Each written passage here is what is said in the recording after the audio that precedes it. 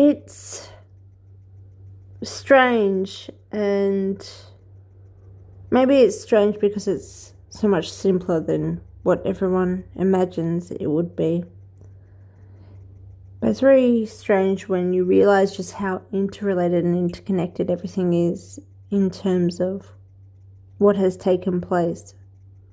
Because once you understand that our current system is the restructure of the Renaissance, of when the Renaissance happened, and everything that happened with it, like the societies, like the new faiths or religions of Protestantism and Rosicrucianism. Even now, I'm studying the origins of intelligence, of the world's intelligence, regarding Five Eyes that's happening now. And it actually predates back to this exact time when each German house had spies and intelligence networks to control the religious war that was happening, to control their side. So if it was a Protestant or Calvinist house, they would protect against Catholicism and the infiltration, invasion of Catholicism within their region, and vice versa with the Catholics. And that is the origins of intelligence, from what I'm gathering at the moment. And I've just spoken to you about the university system and how the chivalric orders of the new imperial structure were integrated in university systems, German university systems, and in the 16th century, and how that was transferred over with World War II to the West, just in time for the formation of the Five Eyes intelligence. And then intelligence, MI6 was created in 1909. So, just before World War One. And I'm sure there's a lot of stuff in between, but the British form of intelligence and what, the real foundations of intelligence still came from Elizabeth I around the time of the Renaissance, to protect Protestantism with, I think it was Walsingham. I can't remember his exact name. Anyway, and that was the creation within Britain. So it's all to do with this restructure and this change that now is the system that we're under, and is more than likely due for another reform, because it's been operating, imperially operating for us for quite a long time, since Henry VIII, we believe it or not. And as I said in my last video I've just posted recently, I have learned a lot from a German by the name of Frederick Bosch. I will show you his handle on Twitter if you'd like to go and have a look. But he's very, very, very a very interesting person.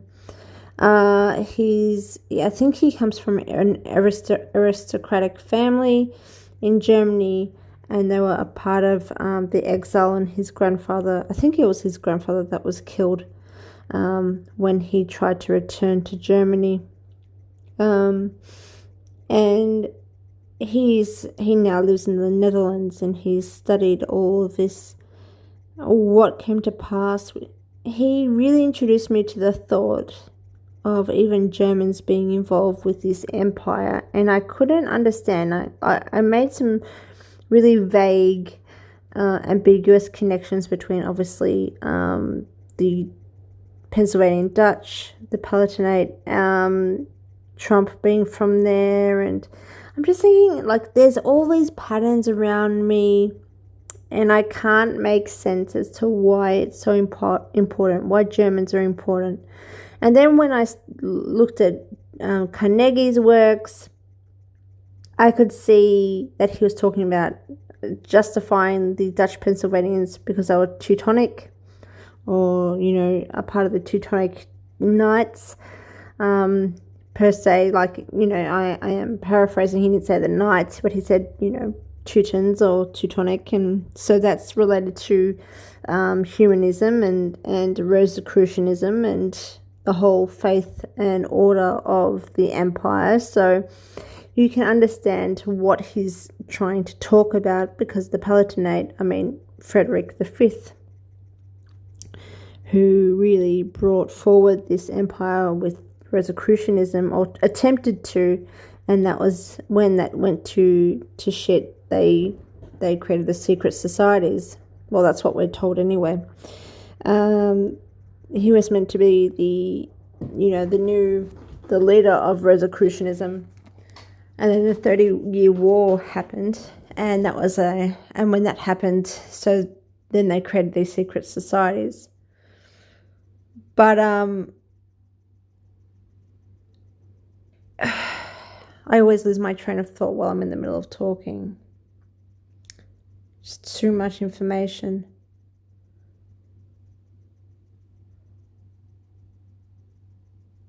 It's just, yeah. Things are connected. Things are very, very connected. That's what I'm trying to say here. So I had a comment, and this is connected to exactly what Frederick has been. Well, I didn't know this until I spoke to him tonight in response to my work, and that he's going to watch my video at a later time because I tagged him in it.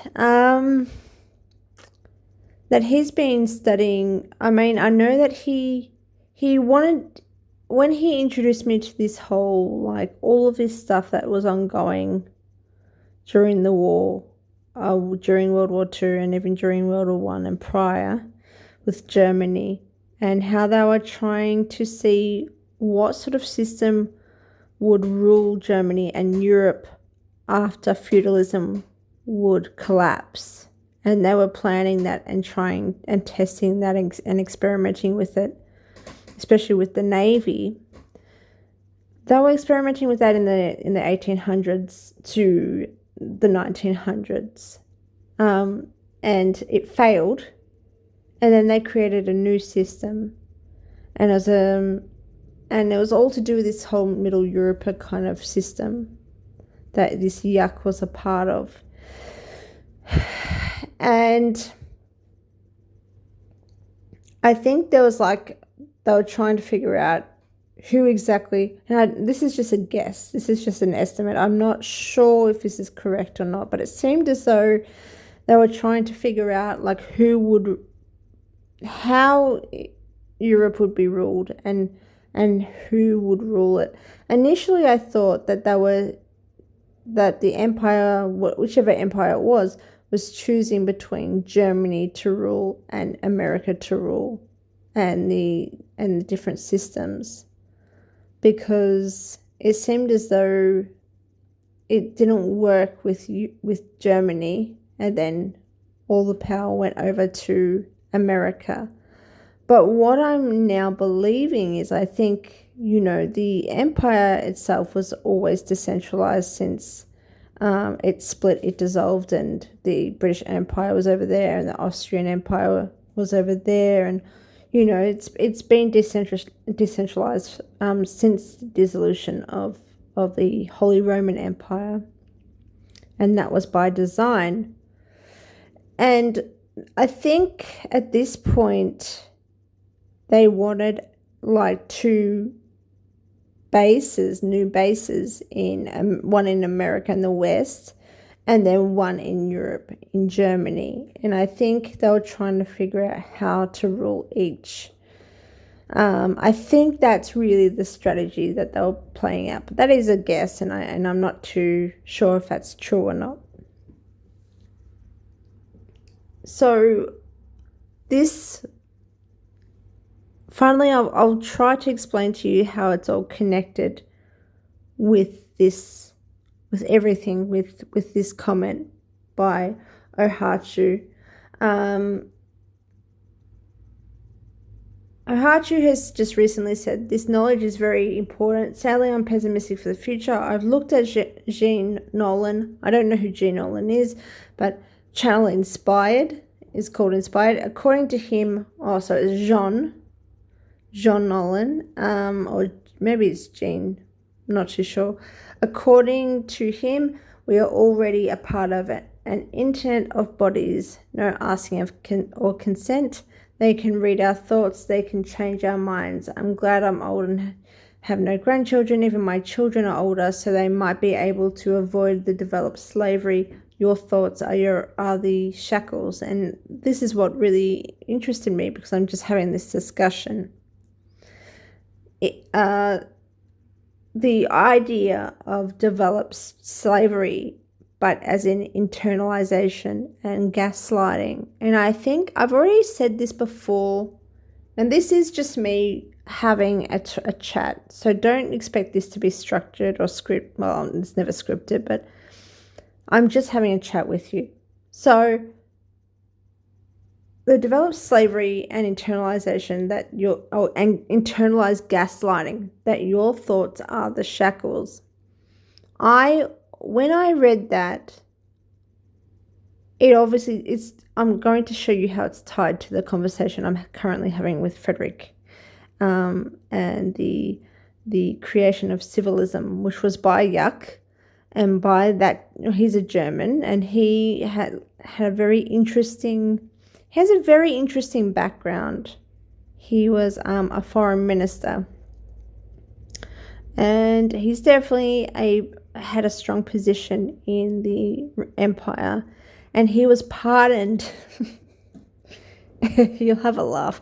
He was pardoned by Hitler in 1933 to move over to England and continue his work and be, funded by all the Americans. And come on, it's just so orchestrated. So obviously he survives. He's removed from this whole Nazism and Nazi Germany, so he can continue his very important work of creating a system of the new empire after World War II that will be implemented in Europe and what I consider also America and just the world, right? And I'll get to that shortly. But the whole psychology, the creation or development of psychology, and I've said this before, the internalization and blame and guilt and shame that we carry over our own conditioning, and never blaming the external conditions, never really explaining that, because that's out of our control versus what's in our control. I find that very, very manipulative, and also a part of this whole, our thoughts are our own shackles, because what it does, it means that we're helpless to this system that's been created for us, and that we're just slaves, and we have to be to a point of submission and acceptance and helplessness. And I think that's a big part of it. I think we have now evolutionized even that towards emasculation, and it's they've flipped psychology upside down and made it also very, very political. But they never blame the system. Now we're in complete chaos, and we can be sad and express our thoughts and feelings and our helplessness, but we can't ever empower ourselves or say to ourselves, this is within our control, or to ever say the environment is to blame and I demand a change. You're not meant to have the resources to change the environment. You're not even meant to believe that you can change the environment. You're helpless to it.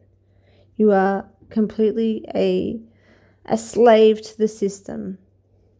And you can only change how you think about it or how you choose to live. And it's just so funny because I've had a really, how would you say, a crap day. And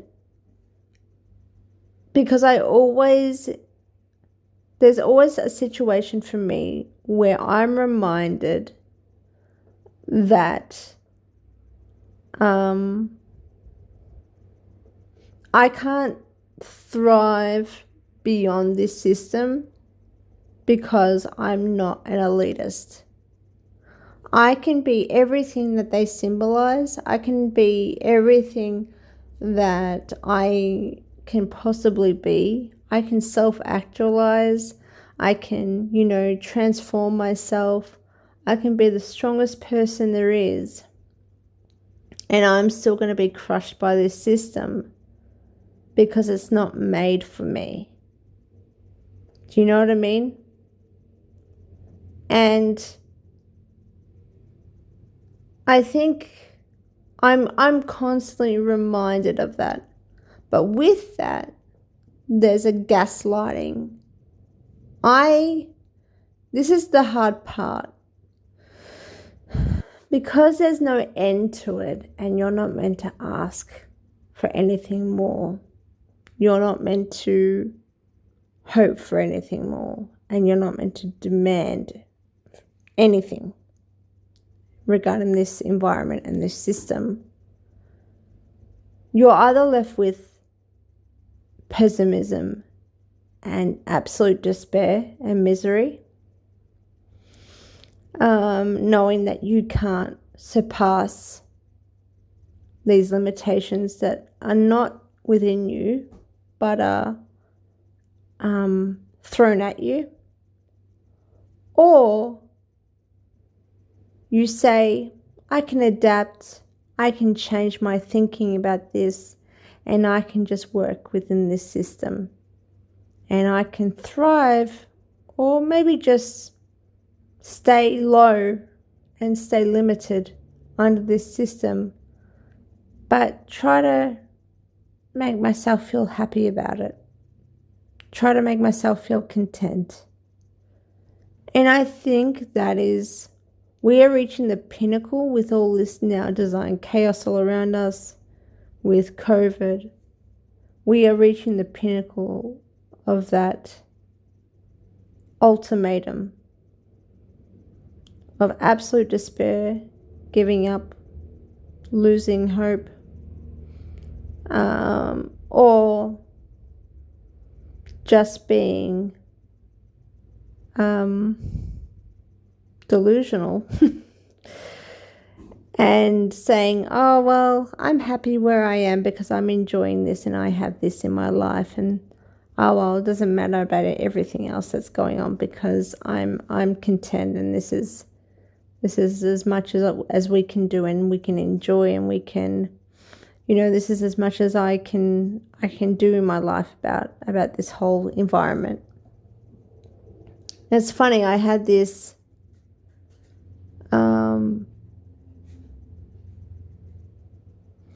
when I was frustrated with the Royal Griff's post, one of her posts in January this year, and I had reacted. Of course, the Duchess of Narcissex and our recollections Mary very chimed in, and that was when I had that wonderful discussion with OR and V on January the 9th. And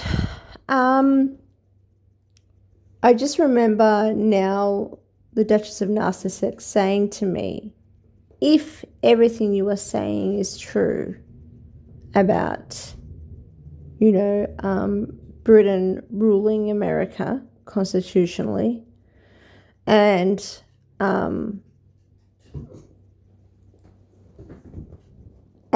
this whole narrative being a complete farce, and Meghan Markle being a complete and utter PR construct. Sorry, Hastings is demanding my attention. What's wrong? Yeah. When she said that, she said, if that's all true, what are you gonna do about it? I think that was the questioning. I'm paraphrasing, but I think it was, what the fuck are you gonna do about it, or what are you gonna do about it? Pretty much that I'm completely helpless to this situation.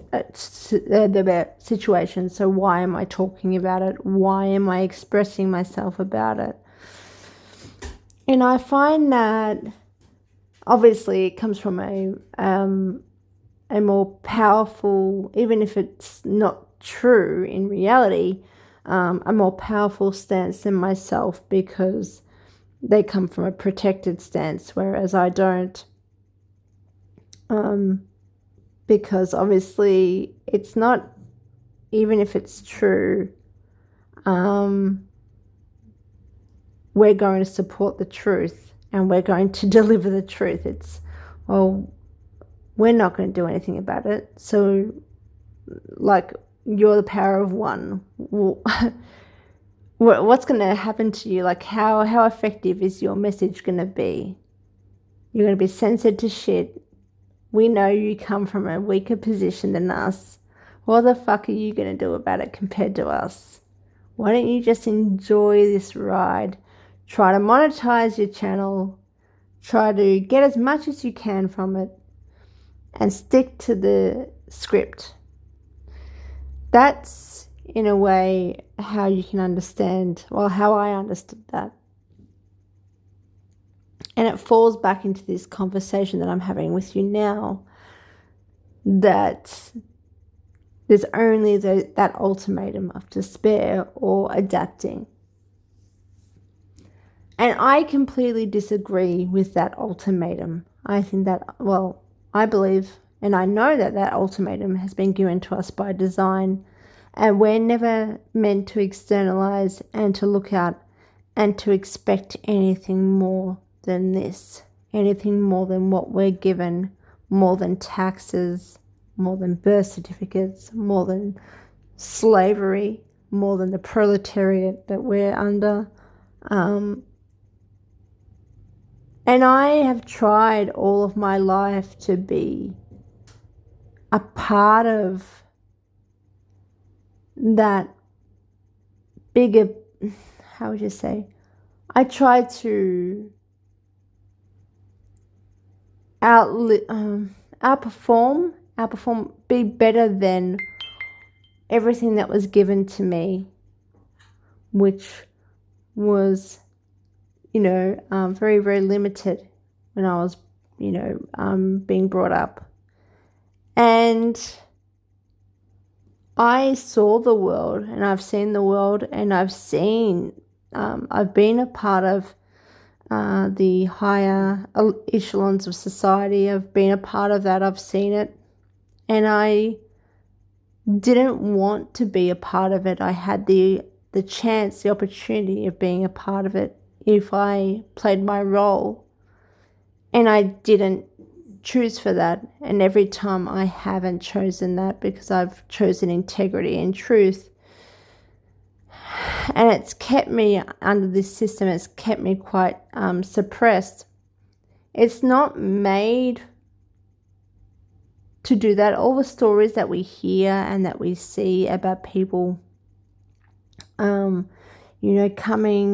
out of the worst part of their lives, pretty much going through the whole 7 gates of Ishtar, the Babylonian mysticism, or this whole hermeticism stuff, going through the underworld and coming out of it thriving.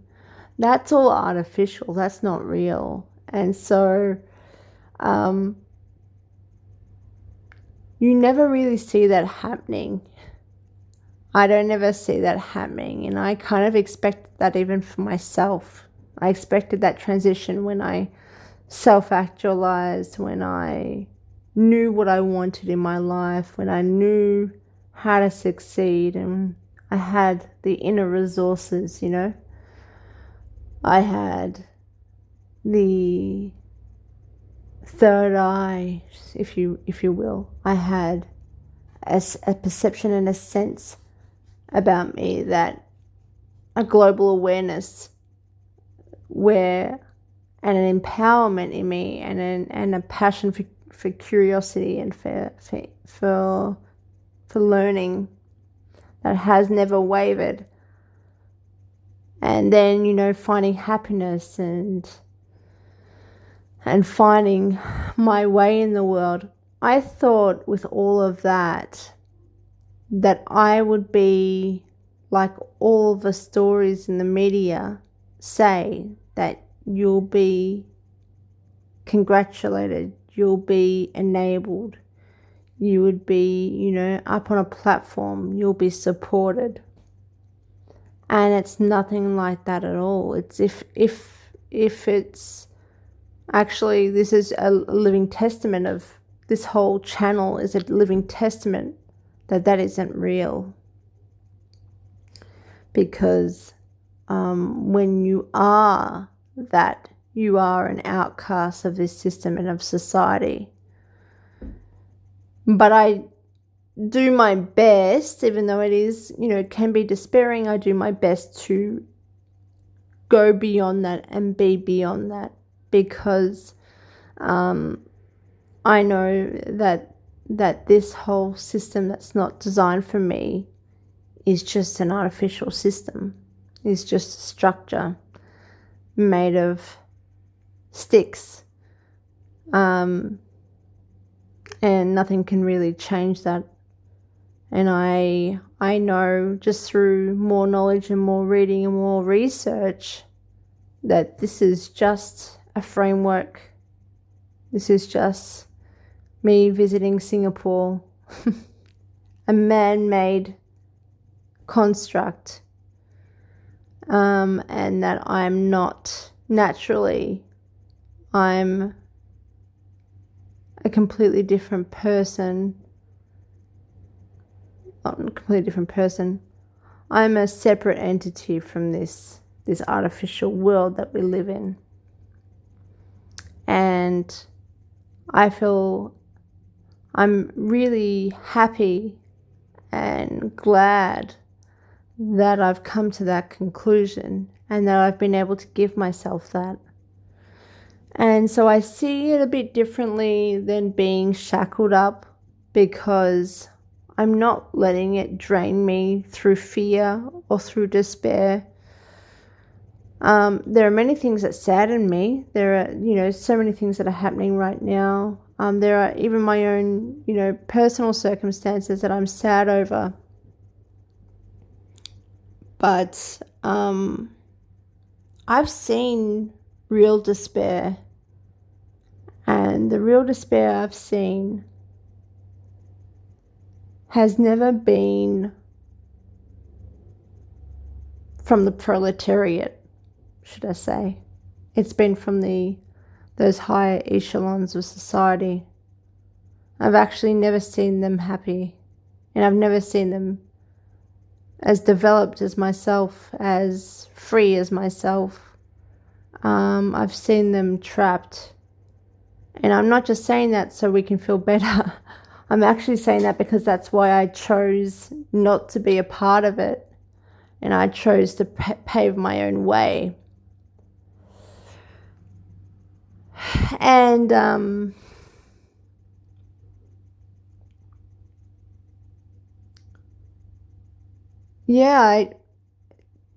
people I met, like, you know, I could have envied very, very easily.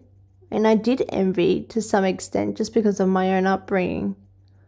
But then I see them and I see what they see life and how they experience it, and I don't envy them at all. So I think that's my own personal take on all of this, and I definitely don't envy people like the Duchess of Narcissex or the Royal Grift.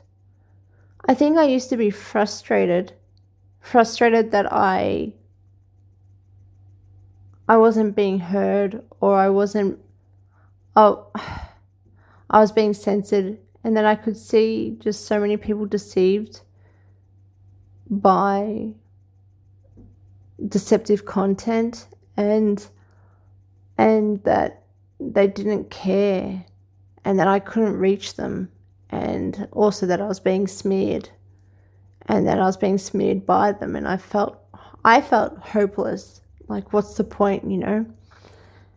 And I just don't feel like that anymore, because it's always been really for me and for gaining the clarity I've needed to be able to look at this and be separate from it all, rather than being purely reactive and sad and in pain. So I'm grateful. That was a big rant, but I'm going to show you what I've been talking to Frederick about. Now, before World War I and World War II, Jacques was still an important figure, as I've said earlier. This is 1919, so this is World War I. So Operation Nemesis, born as an Ottoman subject but volunteered with his brothers for the Russian army that attacked the East in World War I, Soghomon Tehlirian, the perpetrator of the murder of Talat Pasha. Starting in 1919, the Young Turks placed their leaders at the top of their assassination lists. When Pasha was assassinated, there was Yuck just coincidentally there when he was murdered. I'll show you here.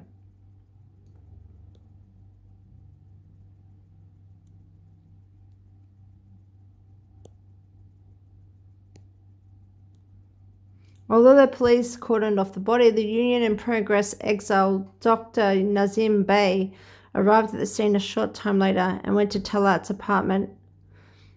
Foreign Ministry official, not minister, and pro-Turkey activist Ernst Yak, who frequently meets with Talat, was also there.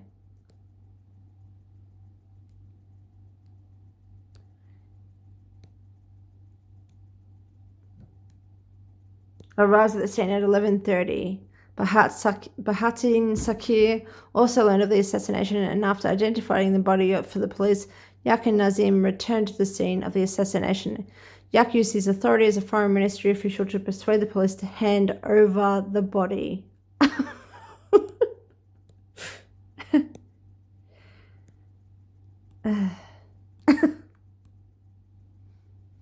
Although he tries to do so, he refuses to do so before the police arrive. When Yaks complains that the Turkish Bismarck cannot remain outside in this state for passers-by to gawk at, finally pay off, a Red Cross vehicle is assigned to carry the body. Anyway, he has some studies, even in 1910 and 1911, of Albania.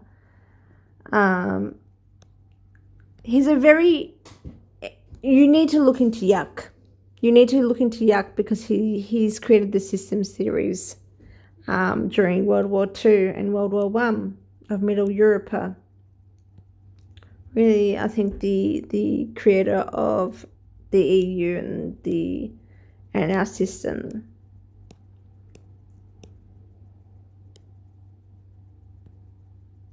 And that is a vague statement, but it's, yeah, I mean, there's just so much to unfold in that statement and that claim. So I'm just going to leave it as that. But I believe he's, well, and I know that he's a strong key player to all of this. So, German professor Dr. Ernst Jach, after travelling through Albania in 1911, observed, "Nowhere has religion influenced the national spirit less than among Albanians. Different faiths coexist peacefully until foreign agitators sow seeds of religious hatred." Of course, agitators, meaning anyone that carries dissent. So this is what history tells us: any agitator is just someone against imperial agenda. That's really what it is. What I find interesting is that obviously he's a systems theorist. He's researching Albania. He's talking about how a country can live peacefully under many faiths, an interfaith system, almost like what you see in Malaysia, and possibly what was to come of what failed with Palestine. But I asked Frederick, did he integrate interfaith in his systems theory for imperial restructure? Because that's a very interesting point to make. We haven't got the answer yet, but we went through, Frederick responded with, "It would be very interesting to study. Part 10 of my series, I guess the final one, will be about neutrality. I learned from the DHFP that I choose the wrong word in my civilism ideology theory. Humble should be neutral. The DHFP teached Überparteilichkeit,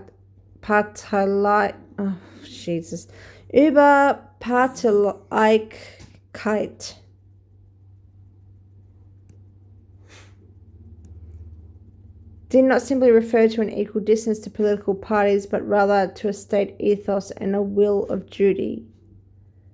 It conceptualized politics as a science intended as the politics of civility." It's interesting, will of duty, and how that may correlate to free will.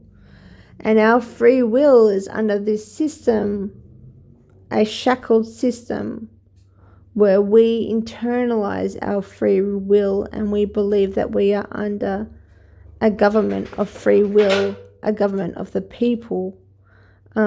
So we believe that our environment will change when we change a president or a prime minister. Our situation will change.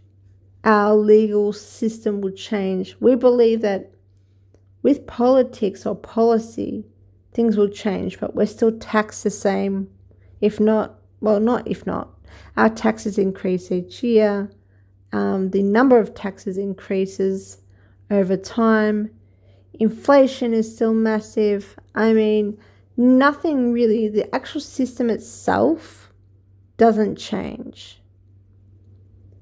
The proletariat remains, the slavery system remains, this big imperial system remains, legislation remains, foreign policy remains, Agenda 2030 remains. But we are to believe that we can find happiness within this system, as I've said just before, or we can find despair, and that is solely up to us. And I think this is what Frederick is discussing, this neutrality of civility. And he talks about it here. This is his essay. Now, I'm going to give you a link to this so you can read it yourself. But I'll just read the first paragraph.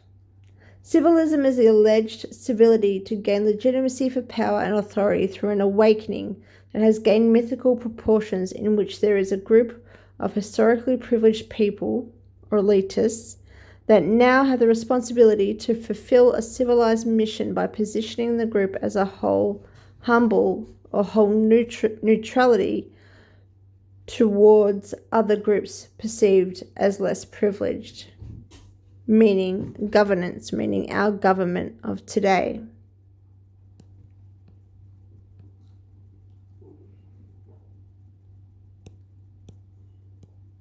Now, I'm not sure if this is where he said it. No, it's not.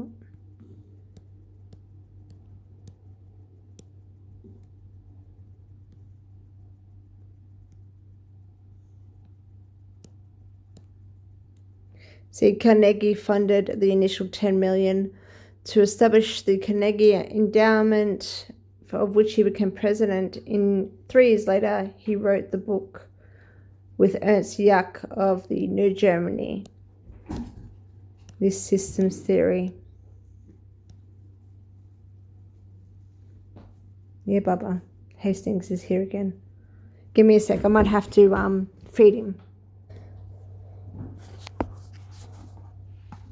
Okay, so under the Civil Roman Empire, part 9 of Frederick's work, he said that Jach and his associates inaugurated the Deutsche Hochschule for Politik DHFP. So that is what he's referring to with the DHFP. So Jach founded the DHFP, so the creator of civilism. On October 24th, 1920, Kaiser Mitteleuropa Helmer Schacht was in the board of, trustees. That was really what I wanted to show you here. So when he said, I learned that from the DHFP that I choose the wrong word. The DHFP teached über that's Jach, right?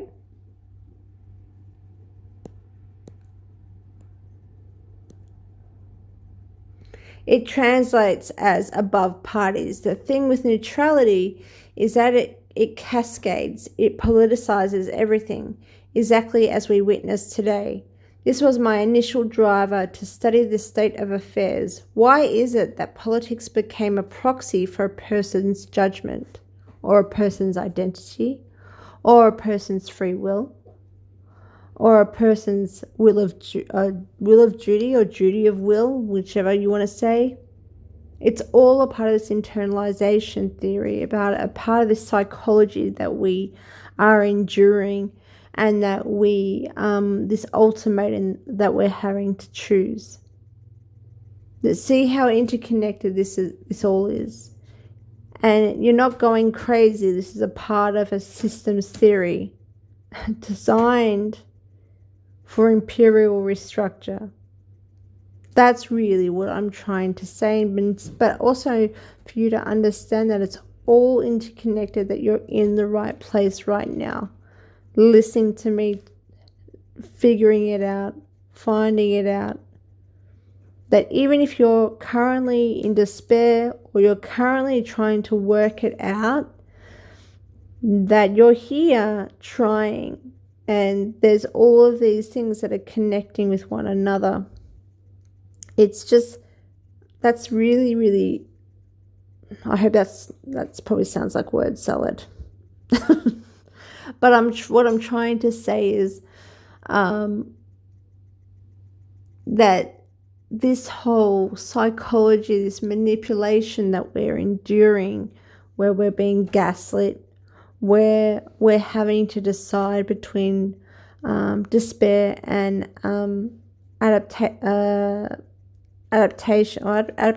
adapting, that or submission, or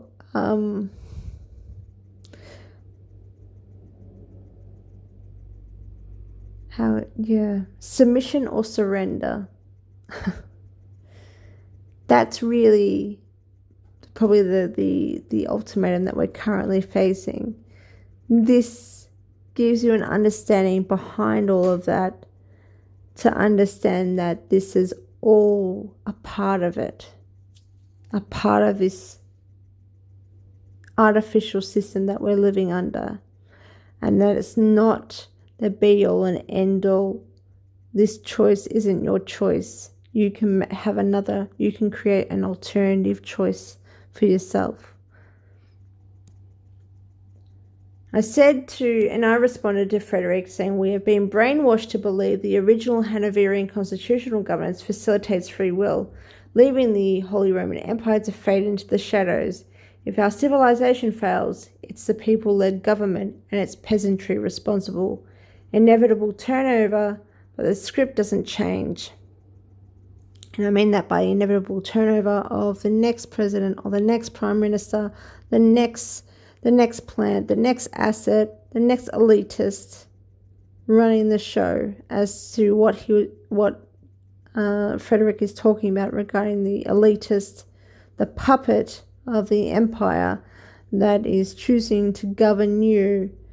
But really, there's no sense of governance. It's just a facade. It's just theatre. It's not real. It's a part of this system, though, to make you believe it's real and that your choice, your freedom of will and choice is real within this system.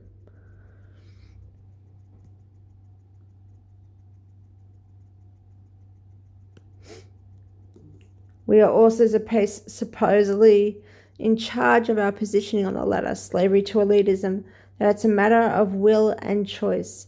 Again, an artificial system designed to break us into submission and enjoying the more simpler things socialism can only afford. Taxed proletariat stays.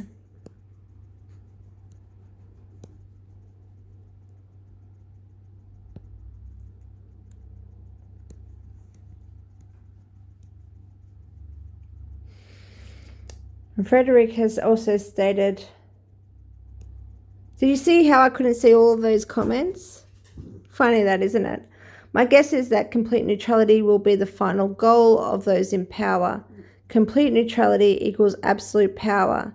In that sense, Carl Schmitt was right with his statement on the exception.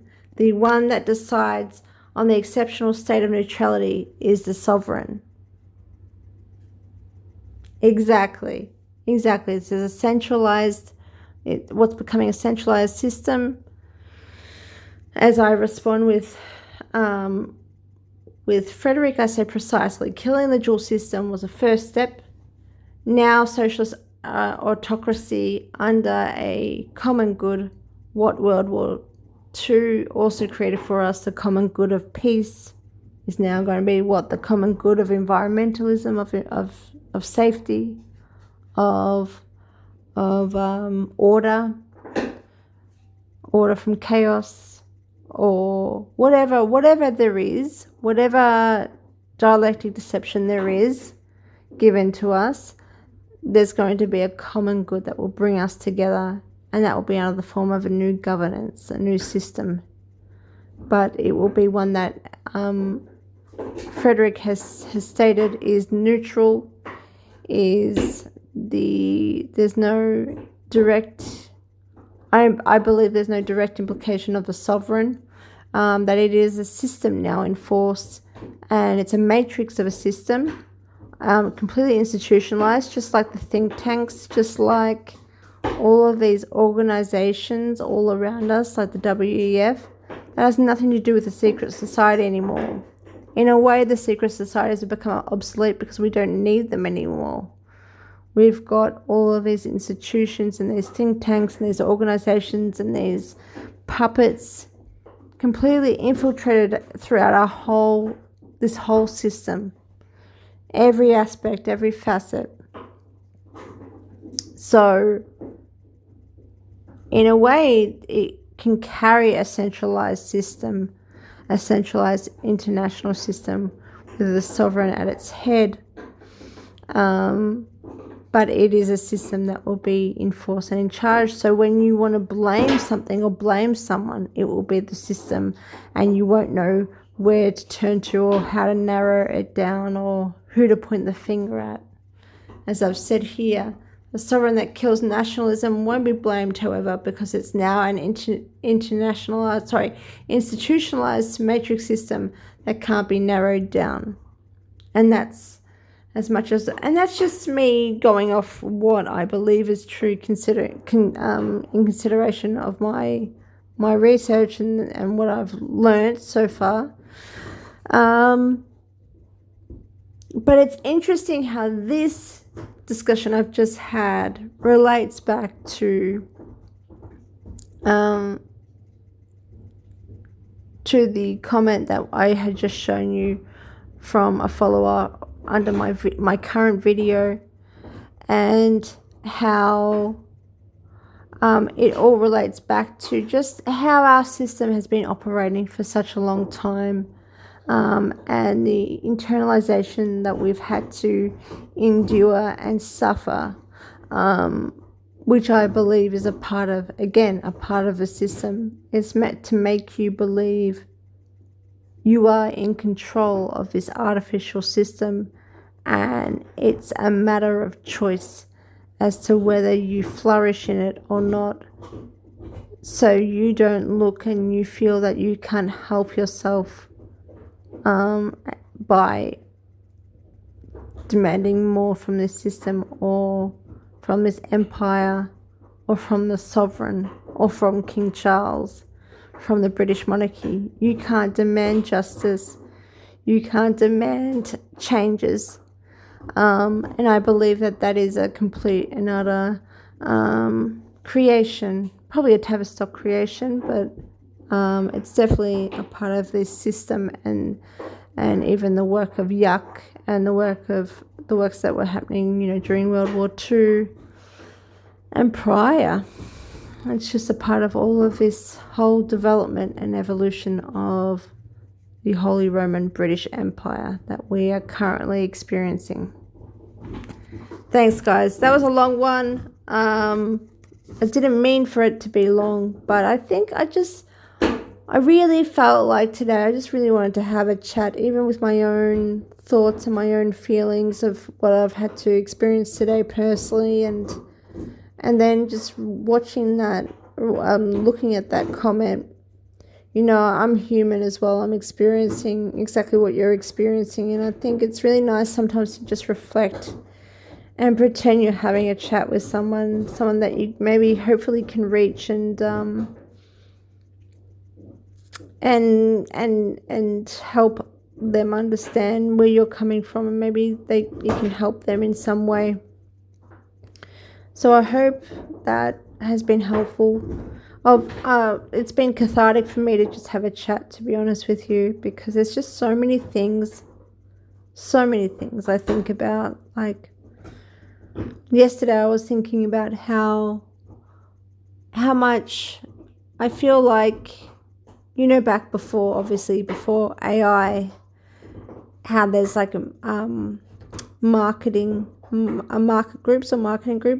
When I was younger, I used to get some cash in hand by being a part of these marketing groups. So when Mars would create a new Mars bar, and they needed to have it trialed by the target audience, I would be a part of it, and they would call me up, and I'd go in and taste it and give them, feedback and a review. I feel like I'm an unpaid, or I was better paid then. I'm an unpaid subject of this empire and these puppets and this controlled opposition of YouTube, and intelligence of YouTube, of social media, because they can just literally analyze everything, all the content I'm letting out, and then they can just work around it and create new media, new articles, create new responses, new deflection tactics. And that's what's happening, and I'm giving them free work. I should ask for a pay rise. Oh, well, just a pay, really, shouldn't I? But I was thinking about that yesterday, and I never really talk about this stuff, but it's just nice to kind of just air out that, yeah, you're just not alone with how you feel about all of this, and you're on the right track as well. Yeah. Thanks, guys.